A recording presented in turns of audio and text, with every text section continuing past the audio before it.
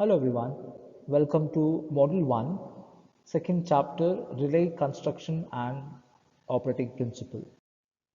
In this chapter, we'll be looking at different types of relays, its construction and the operating principle. Introduction. A proper operation of the power system requires an efficient, reliable and fast-acting protection scheme, which basically consists of protective relay and switching devices. So in the previous chapter, we have seen what is the need of the protective scheme, what are the different types of fault, what is the nature of occurring of the fault, what are its effects.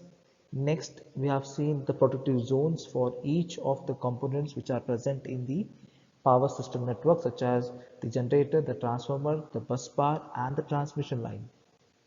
Later, we have seen what is primary and backup protection and what are the essential qualities of an relay to be selected. Next, we have seen the classification of protective relay and the protection scheme. Also, we have learned about the components of a protection scheme, where we have studied how does the relay is going to sense the fault and send the signal to the circuit breaker to operate and isolate the faulty section from the healthier part.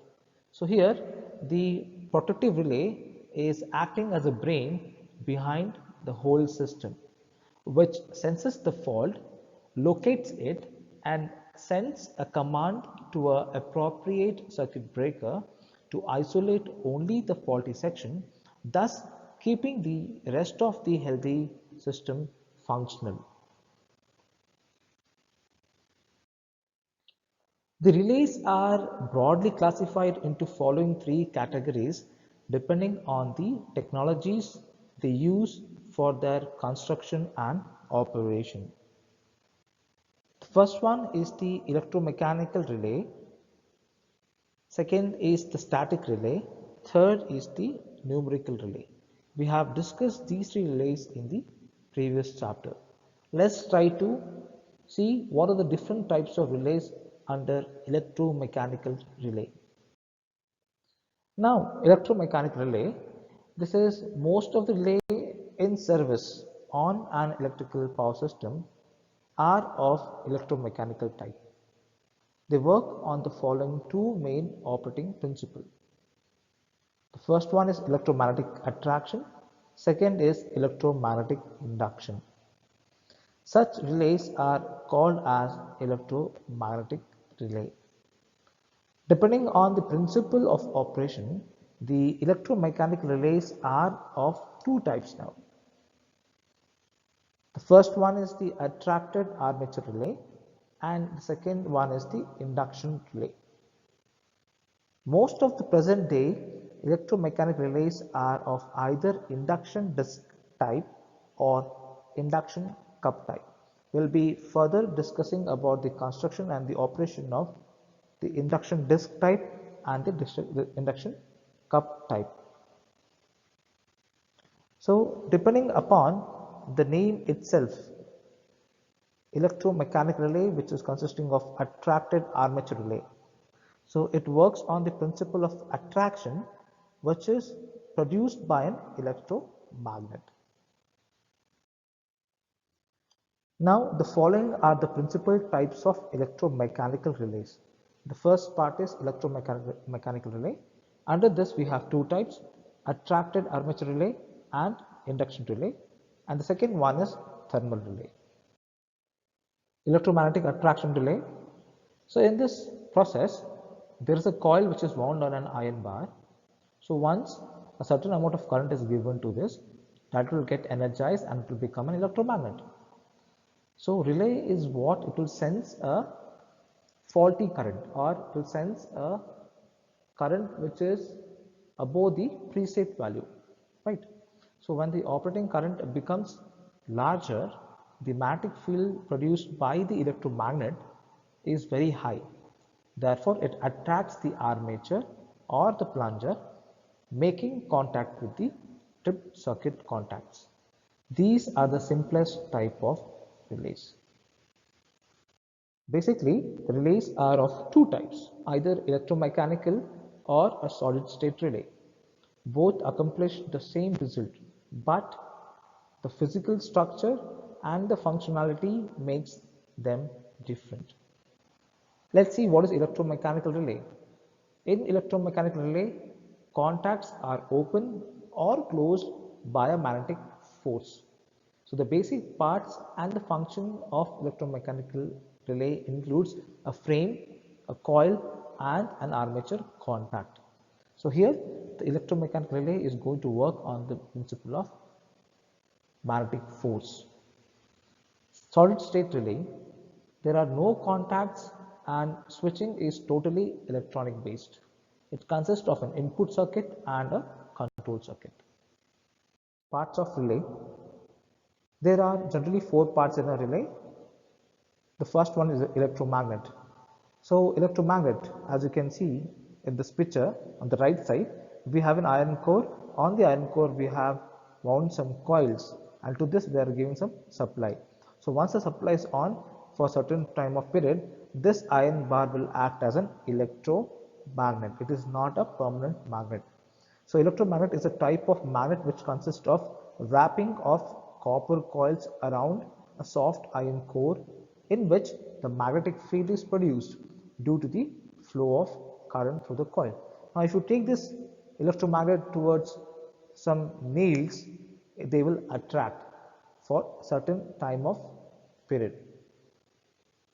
If it loses its magnetic property, it will not attract. Armature, a relay moving part. The armature opens and closes the contact, and attached spring returns the armature to its original position. So we'll be looking at an armature which is connected to the electromagnet, which acts as an open and closed contacts. So to this armature there is a spring connected which returns the armature to its original position. The third part is contacts. The conducting part of the switch that makes or close a circuit is a contact. Closed state means electricity can flow between them. Open state means the contacts are separated and the switch is non-conducting. Spring, the fourth part is spring, which is attached to the armature of the relay, which helps in returning the armature to its original position. So a spring is attached to the armature.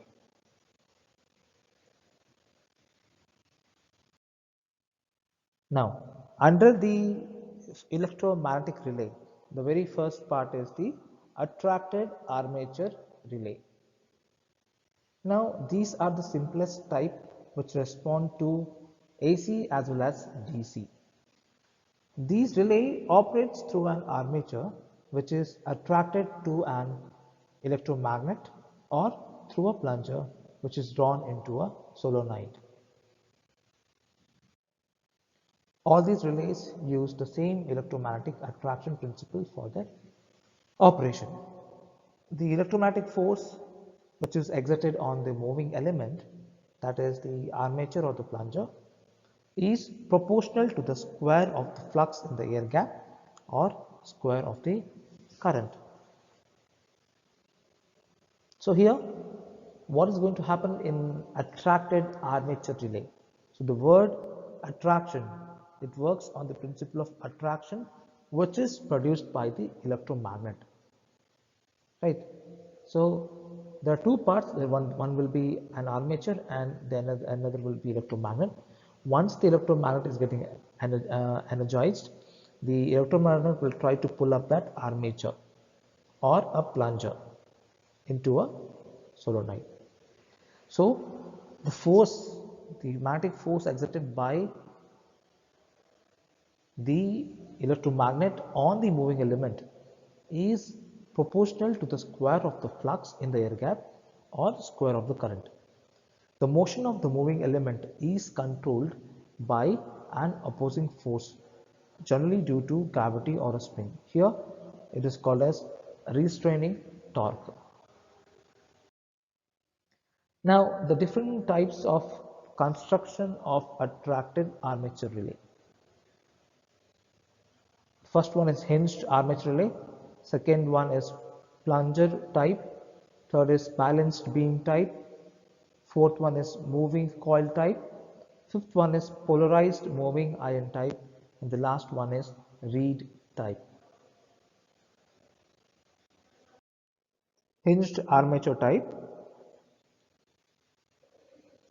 So this is the horizontal position, this is the vertical type of hinged armature. So here there's an iron piece or iron core on which there are some coils mounted, and to this some operating quantities of voltage and current is supplied, right? And to this electromagnet there is a moving armature connected, and on the armature we have some moving contacts. There are some fixed contacts and there is a trip circuit over here. Now when the coil is energized by the operating quantity, which is proportional to the circuit voltage and current, the armature or the moving iron is subjected to a magnetic force produced by the operating quantity. So as some amount of supply is given to the coil, there will be flux created in this particular area. So because of that, this moving armature will try to connect to this electromagnet. So here basically a spring is attached to the moving armature of the relay, which helps in returning the armature to its original position.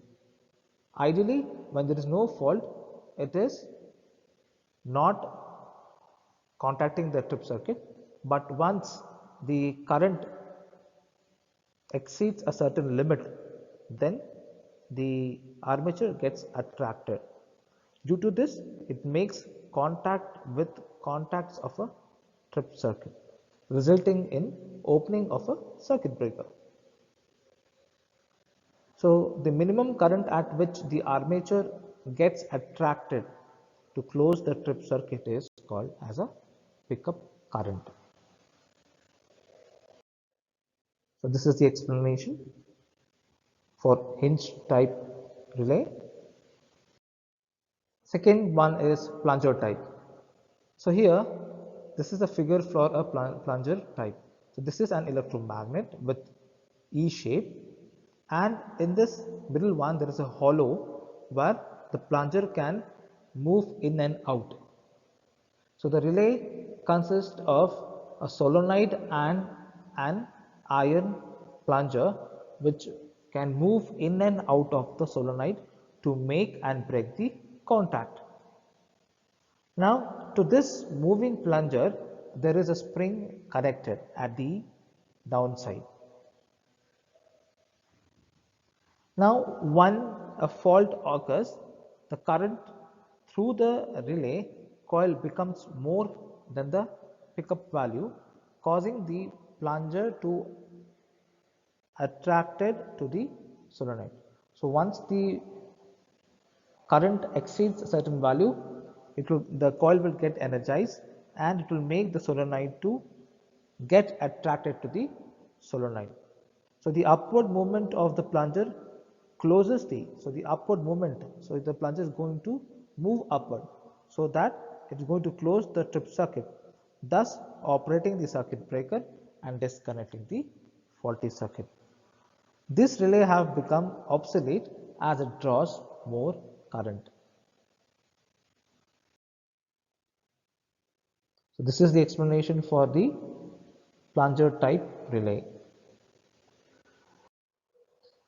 The third one is the balanced beam type. It consists of a beam. It consists of a beam which is going to carry two electromagnets at its ends. One is an operating torque. Second one is the restraining torque or the coil. Now the beam is supported at the middle and it remains horizontal under normal condition. When the operating torque or the operating coil exceeds the restraining torque, the armature fitted at one end of the beam is pulled and the contacts are closed. It means when a fault occurs, current through the relay coil becomes greater than the pickup value, that is a preset value, and the beam is attracted to the trip circuit. This causes the opening of the circuit breaker to isolate the faulty circuit. So here the quantity of current is less than the operating quantity. So for that purpose, there is a control spring used for controlling the restraining torque. So here there is a restraining torque going to occur. Now the operating torque is, if the operating torque is greater than the restraining torque, then the plunger or the moving armature is going to contact with the trip circuit. So to provide the controlling torque or the restraining torque, a control spring is used. So if the operating coil current is greater than the restraining coil, then the contact is going to contact with the trip circuit. So this is how the balanced beam type works. So throughout all these three types of relays, that is hinged, plunger and balanced, we have only one concept of electromagnet. So you have a iron piece to which you are going to want some coils. Once a certain amount of current is sent to that, the iron core will act as an electromagnet. So that is kind of an electromagnet. So depending upon that electromagnet, we are going to attract the armature, and to that armature we have a control spring. So whenever the fault occurs, the armature or the moving coil attracts the trip circuit so that the faulty section is isolated from the healthier part by using circuit breaker. This is the explanation for the balanced beam relay. Thank you. We'll be continuing the different types of relays in the next lecture.